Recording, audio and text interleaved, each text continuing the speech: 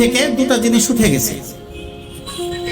কেউ মনে দুঃখ করেন না, খুব কষ্ট নিয়ে বলছি এই কথাগুলো আপনাদের শিক্ষার জন্য।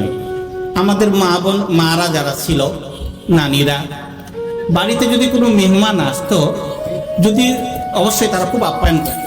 আগেকার মানুষরা মেহমান আসলে খুব ভালোবাসতো। তো ধরেন গিলাসে পানি দিয়েছে, তো মেহমান ওই গিলাসে পানি খাইছে, যেহেতু বেগানা পুরুষ, তো ওই গিলাসে কি ওই আপনার দাদি বা নানি বা মায়ে ওই গিলাসে না ধুয়ে পানি খাইছে কোনোদিন? না। আঠো পানি খাইছে? না। আপনি এখন রাস্তা দিয়ে তাকিয়ে দেখেন, চকলেট চুষে, অর্ধেক চুষে, বা আপনার যে বরফ খাচ্ছে, অর্ধেক খেয়ে দিচ্ছে, টুকুস করে খেয়ে দিচ্ছে। লজ্জা স্বরূপ একদম হারাই গেছে,